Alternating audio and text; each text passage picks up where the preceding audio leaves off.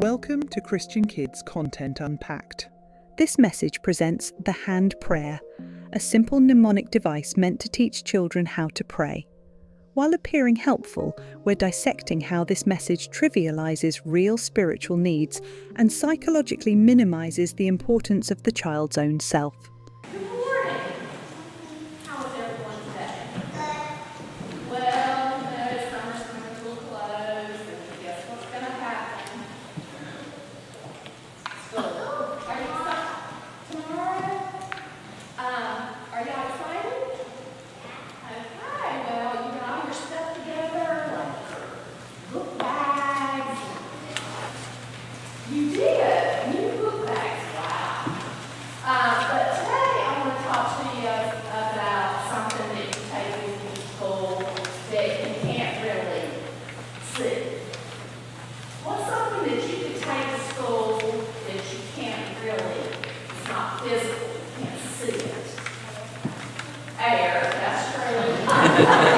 That's right. What? Love. You can take love, that's definitely true. What about some attitude? So I don't think anybody in here is going to 5th grade yet, right? They can take some attitude with them, I think. But attitude's a good thing, but there's something else that you can take, is prayer. You can, what?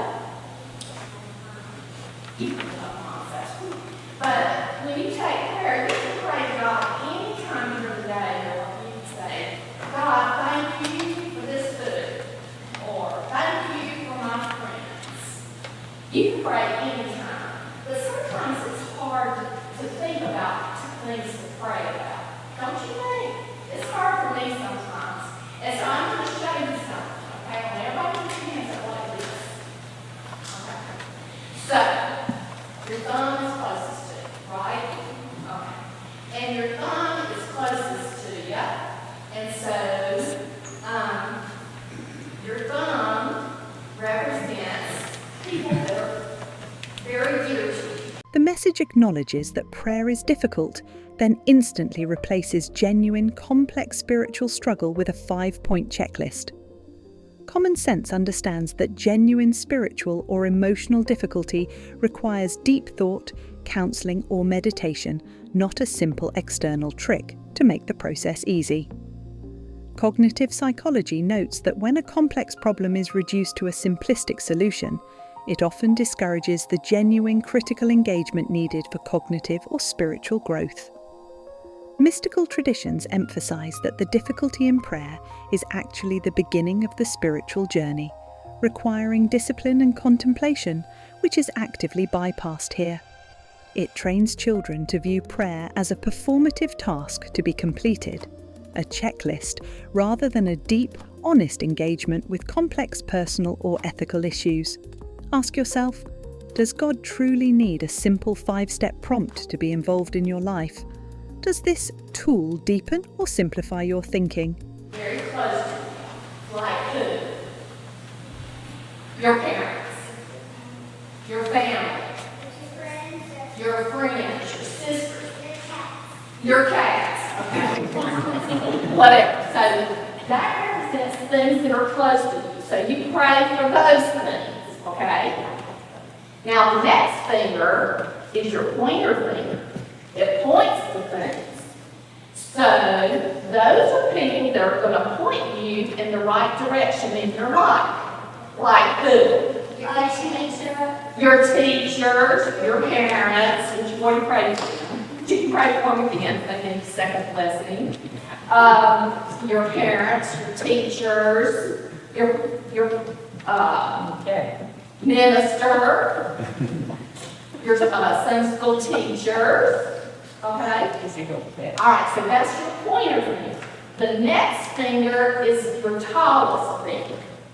And it's your middle finger, but it's the tallest. So you pray for people that are over you. Like, who's the person that's in charge of the school? The principal. So you pray to the principal.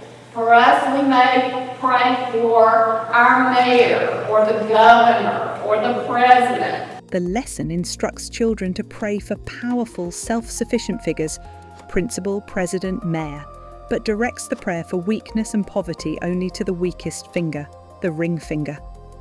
Common sense suggests that leaders who wield immense power are often the most politically and ethically complex targets for prayer, while the weak/poor have urgent, tangible needs.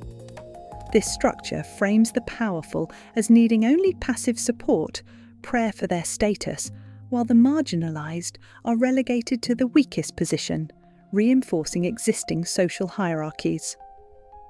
Old Testament prophets, like Amos or Isaiah, consistently demanded active justice for the poor and judged the wealthy, powerful for their oppression, the exact opposite of passive structural prayer.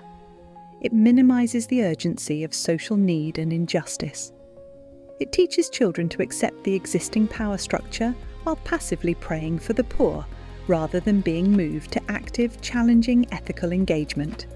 Ask yourself, should the poor and weak be represented by the weakest, most easily forgotten finger, while the powerful occupy the tallest, most visible position?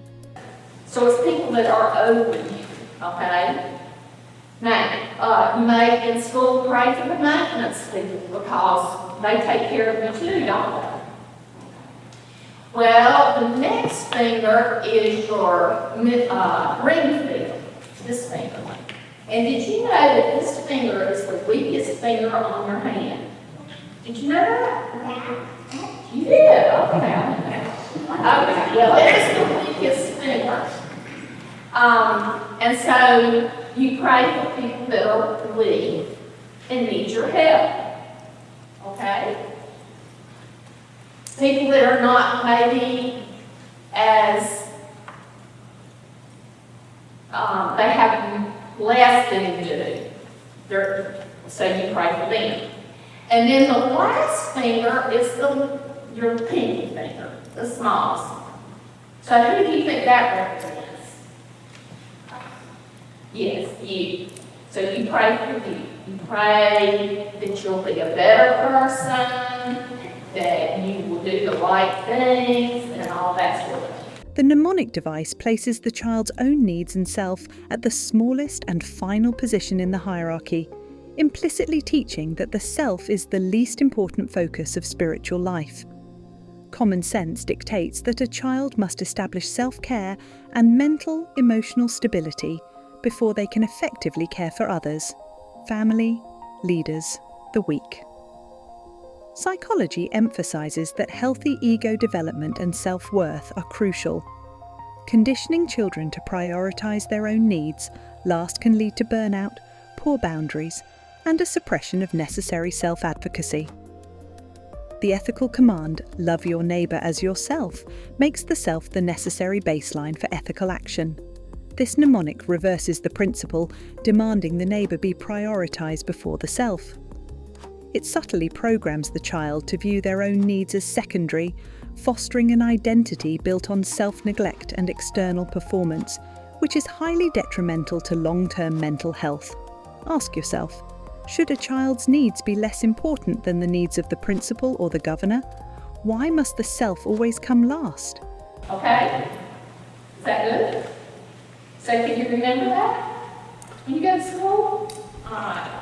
Okay, so I have some pencil boxes for you. The hand prayer is a perfect example of a message that claims to simplify spirituality, but actually diminishes the human experience. It trades genuine spiritual reflection for a memorized checklist and, in the process, teaches children to minimize their own needs. Children deserve spiritual tools that promote honest self-reflection, not self-minimization.